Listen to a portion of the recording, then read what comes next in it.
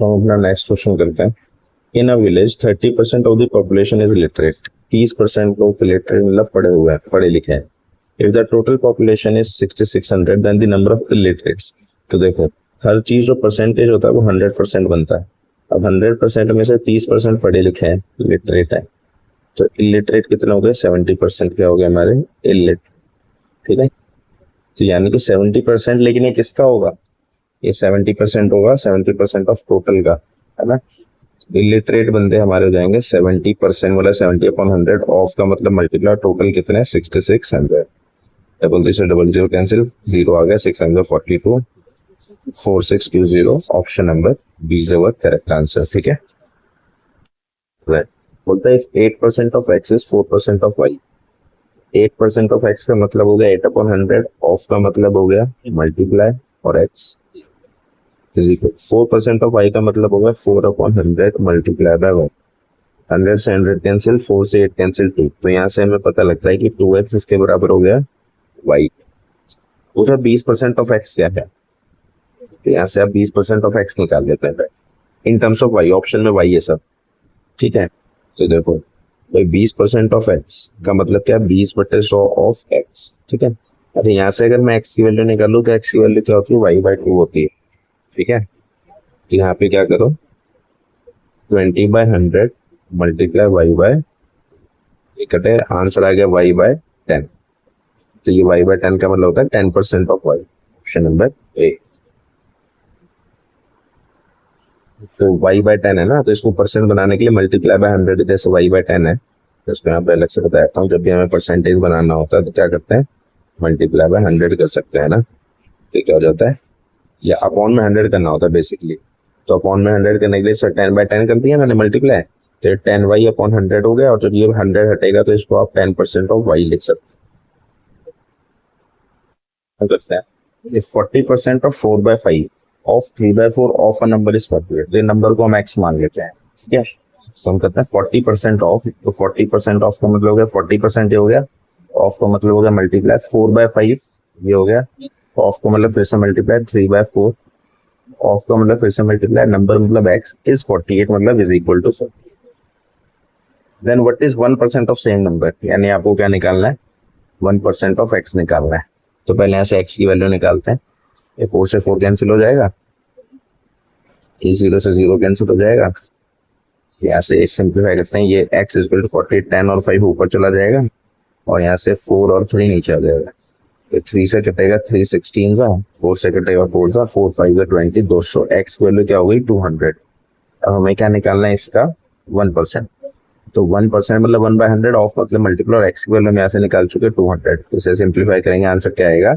2। Option number B is our correct answer. अगला question, the sum of 16% of 24.2। तो 16% of 24.2 हो गया, and इसको प्लस करना है इससे 10% ऑफ 2.42। ठीक है, तो आप इसमें क्या करो, देखो इसको सिंप्लीफाई करने के लिए इसके पॉइंट को उठा के 10 कर दिया, इसके पॉइंट को उठा के 100 कर दिया। क्या होगा? 242 कॉमन आ जाएगा यहाँ से। अब ये थोड़ा आसानी से सॉल्व हो जाएगा 16/1000, और ये हो जाएगा 10/10,000, है ना। ये 0 से 0 कटा तो 1/1000 हो गया। ये प्लस होकर जाएगा 17/1000। ठीक है, अब ये तो यानी कि जितने भी मल्टीप्लाई होने के बाद लास्ट से 3 डिजिट पे डेसिमल लगेगा, तो लास्ट से 3 डिजिट पे, क्योंकि नंबर तो सबके सेम है, मल्टीप्लाई करने की जरूरत नहीं है। यहाँ पे ट्रिक काम आ सकती है कि भाई मल्टीप्लाई मत करो, डेसिमल देखो, बस 3 डिजिट के पीछे से डेसिमल होना चाहिए। तो आंसर हो गया ए 4.114। ठीक है, अगला क्वेश्चन कर रहे हैं, what percent of 15 hours is 18 seconds. 15 hours का कितना परसेंट 18 सेकेंड्स होता है? तो देखो इस तरह के क्वेश्चन में ना हमारे को क्या पहले तो यूनिट करनी होती है। तो व्हाट परसेंट को x मान लो, हम मानते हैं x% of 15 hours is 18 seconds. ठीक है, इसे स्टेटमेंट में लिख लिया। अब इसको सेकंड है ना, तो इसे भी सेकंड बनाओ। तो x% मतलब x/100 ऑफ 15 आवर्स। आवर्स को पहले मिनट्स बनेगा तो मल्टीप्लाई बाय 60 होगा, और फिर से 60 होगा तो ये सेकेंड्स बनेगा। तो ये सेकंड होगा, तो होगा क्या? आप देखो सेकंड से सेकंड कट जाएगा, आवर से सेकंड कट नहीं सकता। ठीक है, 6 से काट देते हैं इसको 10, और 6 से कटेगा ये 3, ये 0 0 से 0 0 कट जाएगा, ये 3 से कटेगा 2। तो यहाँ से x इज इक्वल टू हो जाएगा 1/30। है ना। तो आंसर क्या हो गया 1/30%, क्योंकि वो x% था तो यानी 1/30% अपने आप आ जाएगा। Option number b. अगला क्वेश्चन करते हैं x% ऑफ y% ऑफ 80। तो x% ऑफ मतलब मल्टीप्लाई, y% मतलब y/100 ऑफ मतलब मल्टीप्लाई 80 इज द सेम, ये सेम है किसके बराबर 25% ऑफ 900। 25% ऑफ 900 मतलब ऐसे लिख दिया। What is the value of x into y। तो एक्स वाई निकाल देंगे, डबल जीरो से डबल जीरो हो गया, ये जीरो से जीरो हो गया। अब यहाँ से एक्स वाई की वैल्यू हो जाएगी 25 मल्टीप्लाई बाय 9 डिवाइड बाई 8 नीचे आ जाएगा, और ये 100 और 10 ऊपर चलेगा। ठीक है, 2 से काट देते हैं, 2 4 का 2 5 हो जाएगा, और 4 से कटेगा 25 पे। तो 25 25 625 जाएगा, 625 गुना में 5 9 45। तो अब देखो इसमें आप ये कर सकते हो कि लास्ट डिजिट 5 है, बाकी सब में 0 है, तो यहाँ पे ये ट्रिक अपना सकते हो। लेकिन ये सब चीजें ऐसी नहीं है कि आप इनके भरोसे पेपर देने चले जाओ। ठीक है, ये चीजें काम करती हैं, लेकिन बहुत रेयर चांस होता है, कभी कभी करती हैं, लेकिन इनके भरोसे आप एग्जाम देने नहीं जा सकते। और पेपर के लास्ट में अगर टाइम बचे तो एक बार चेक भी कर लेना चाहिए कि हमने कुछ कैलकुलेशन में तो या कटिंग में तो गड़बड़ नहीं कर दिया। ठीक है, तो इसमें ये होता है कि कर सकते हो, लेकिन ये तभी हो सकता है जब आपको 100% श्योर हो आप अपने ऊपर कि आपने यहाँ पे कहीं पे भी कोई गलती नहीं करी हो। ठीक है, अगला question, a supply of juice last for 35 days. एक जूस है जो 35 दिन चलता है। If it's use is increase by 40%, the number of days would the same amount of juice last. ये क्वेश्चन इंपॉर्टेंट क्वेश्चन है।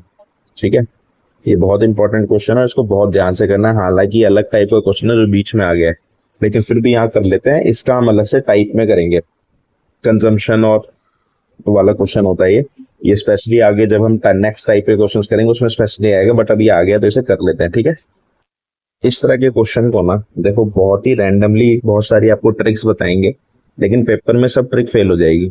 इसीलिए आप इसको कंसेप्ट से समझेंगे कि हम एक चीज समझेंगे 40%। इसको ना बेसिकली आप ये समझो कि ना इसे नॉर्मल रियल लाइफ से रिलेट करके देखना। ठीक है, मैं आपको कुछ बात बता रहा हूँ। परसेंटेज का सिस्टम चलता है तो 100 से लेते हैं। मैंने माना कि एक दिन में पहले मैं 100 लीटर ले रहा था, ये ओरिजिनल केस है। ऐसे में ना हमेशा ओरिजिनल केस और इफ केस 2 केस बना लिया करो।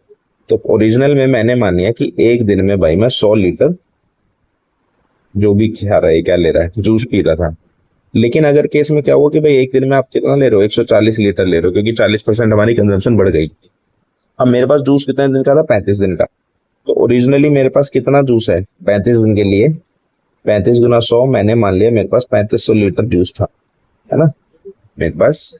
या फिर आप इसे 100 ना मान के 1 भी मान सकते हो, लेकिन 100 मानो तो ज्यादा अच्छा होता है, नहीं तो फिर डेसिमल में आ जाता है ना, इसलिए 100 मान लिया करो। तो 35 दिन में हमारा 3500 लीटर हो गया।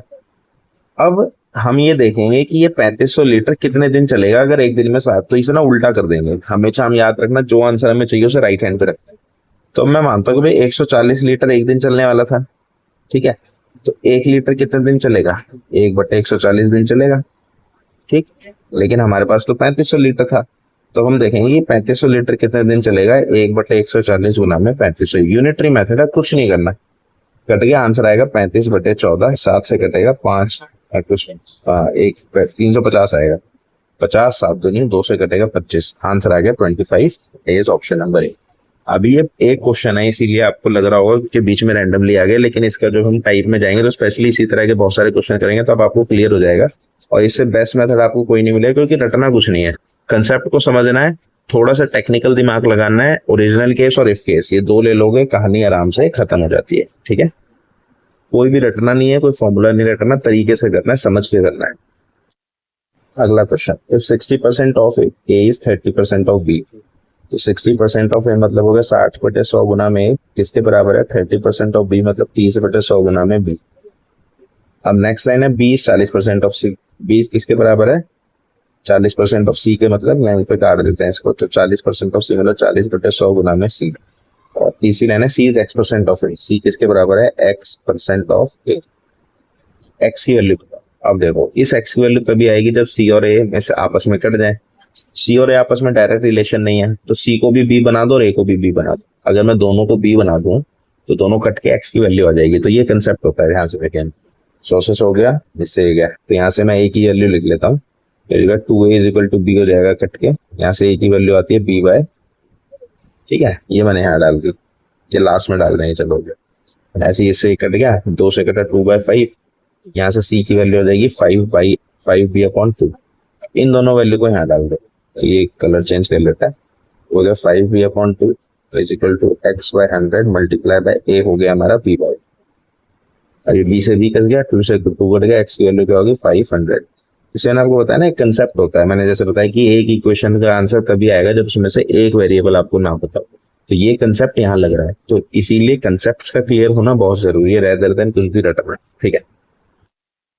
अगला question, in an office 40% of the staff is female, 40% female है, ठीक है।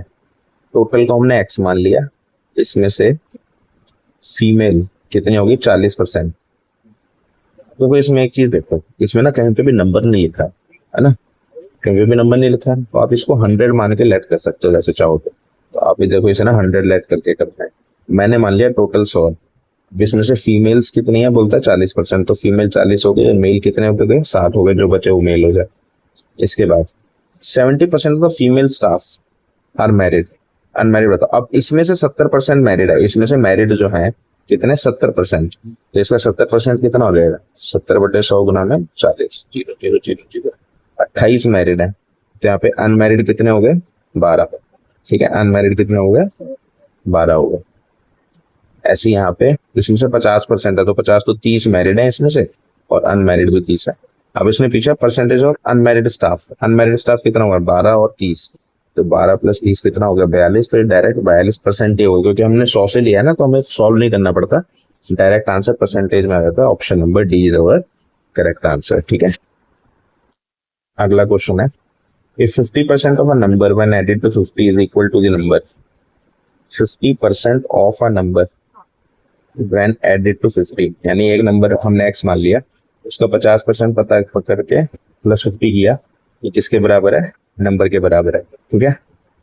तो ये 0 से 0 गया, इससे 2 गया, तो ये x/2 x को इधर ले आओ इज इक्वल टू -50, माइनस हो जाएगा 50 में आ जाएगा, एलसीएम लिया तो जाएगा x - 2x divide by 2 is -50, जाएगा -x is equal to -100, minus से माइनस कैंसिल, x की वैल्यू क्या आ गई 100 आई, ऑप्शन नंबर, ठीक है।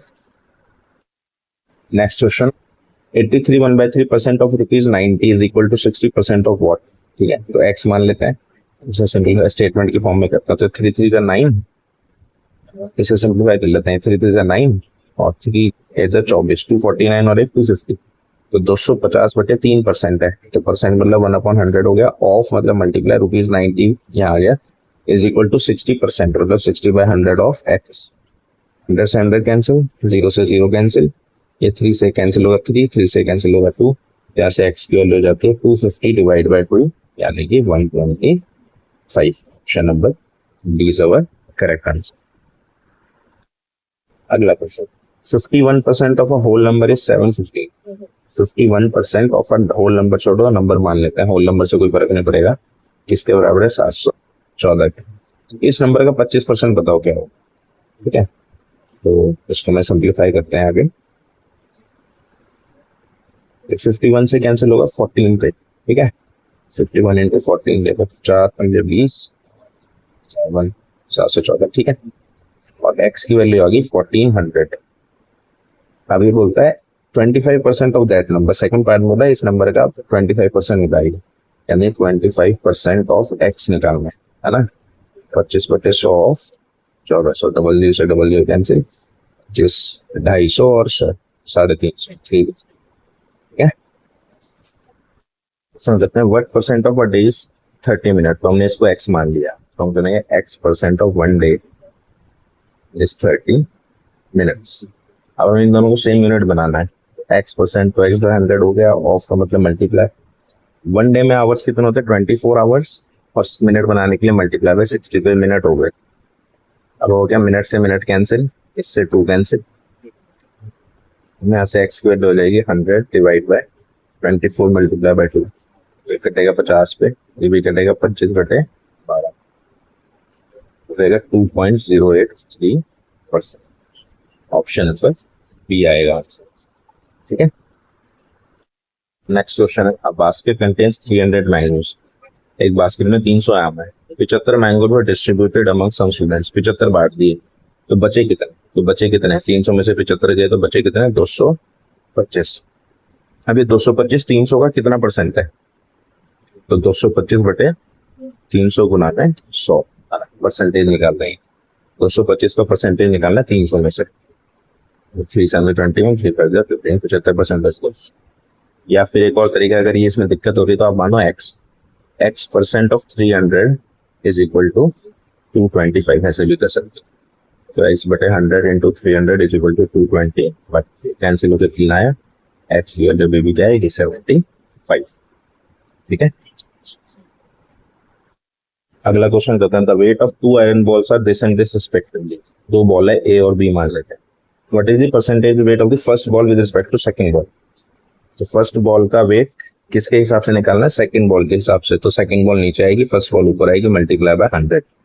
आपको परसेंटेज में यही चीज सीखनी है, मैंने स्टार्टिंग से बोलता आ रहा हूँ वीडियो में। तो फर्स्ट बॉल का वेट है 3.5 kg, सेकंड बॉल का है 7.5 kg, मल्टीप्लाई बाय 100। तो पॉइंट से पॉइंट कट जाएगा, 25 से 3 और 4 कटेगा ये, तो 35 दूनी 70, 140 बटे 3% हो जाएगा। तो इसमें ऑप्शन 46 2 बटे 3, ये सब मिक्स फिगर करोगे ना, 46 2 बटे 3%। ठीक है। अगर किसी को इसमें भी दिक्कत हो तो मेरे को मैसेज बता देना। ठीक है।